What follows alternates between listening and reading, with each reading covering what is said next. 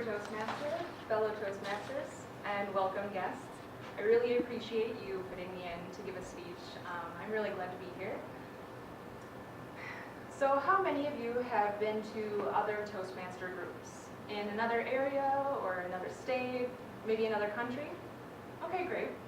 Well, I wanted to give a speech tonight to tell you about the experiences that I've had with different Toastmasters groups in the place I recently moved to in New York City.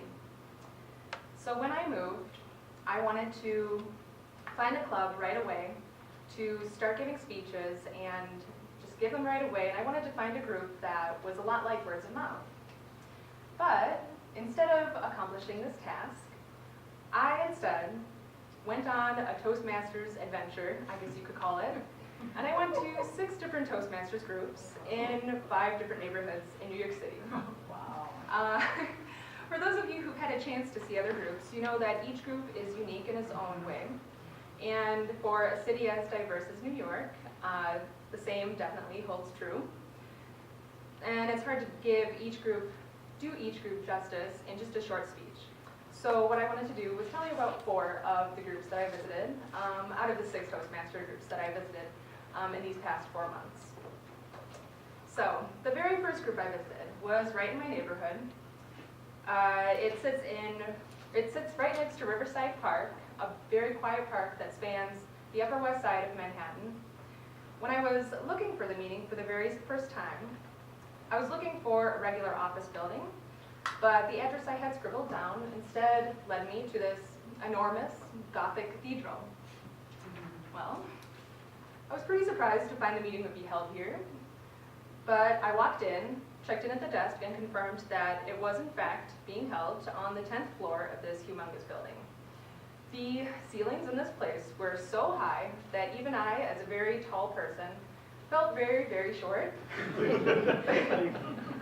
Even in the meeting room, our voices echoed across the room, bouncing back and forth, making even the quietest voice sound very loud and commanding. And as dark and medieval as this place seemed, I was very impressed with the place because the members were very nice. But I then visited a second group, which was located a short walk down the road in the bustling, active neighborhood of Harlem. On the way, it was held in Harlem's State Office building, and along the way I passed the Apollo Theater, which is a place where many famous artists made their name, like Ella Fitzgerald, James Brown, and Jimi Hendrix. And I was quite inspired, but also a bit intimidated, walking by this historic building full of talented and great performers on my way to a Toastmasters meeting. But the meeting ended up being lively and fun, and I was particularly impressed by how everyone in this meeting was very enthusiastic about table topics. There was actually a system at this meeting where they would have people volunteer to do table topics rather than call on people. Volunteers. I don't know about you guys, but in order for me to ever do table topics, I definitely have to be forced to do it. And so I moved on to see a third group that I was interested in for its unique location in the Sony Wonderland Theater. It's a stadium seating theater that is leased out by Sony Electronics.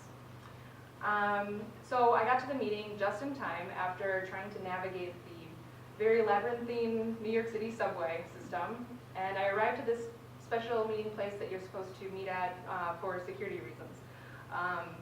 And walking to the theater, we passed these bright, beautiful, decorative lights flying across the walls. We passed a gigantic screen with Daniel Craig, Daniel Craig playing James Bond. And I'd have to say, sitting in that amphitheater, I felt like I was getting ready to watch a major blockbuster movie instead of actually attend a Toastmasters meeting. So, the fourth and final group that I visited was perhaps the most memorable because, to me, whether it represented, whether accurate or not, what typical New York was like. It was located right off Times Square. It was in this ridiculously tall, silver and white, spotless building. The meeting was full of fast-talking, loud, busy, somewhat stressed out New Yorkers with their BlackBerry phones. Everything that we know is the common stereotype. But in the hour and a half that we had for that meeting, I was fascinated by their efficiency. We managed to get through 4 entire speeches, evaluations, a joke of the day, and for table topics, we went through every single member of that 20-member group in the allotted time. I left that meeting quite impressed by their organization.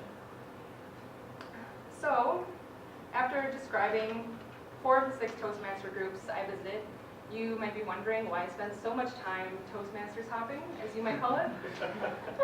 Well, besides the fact that they were all different than what I knew from words of mouth, they were also either too small, or the meeting was a bit too late, or the club was too far away, or it just wasn't the right fit.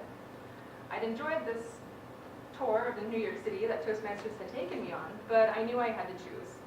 So, of course, after all of those numerous visits, over the course of several weeks, I ended up deciding on the very first one I visited, located in that large cathedral.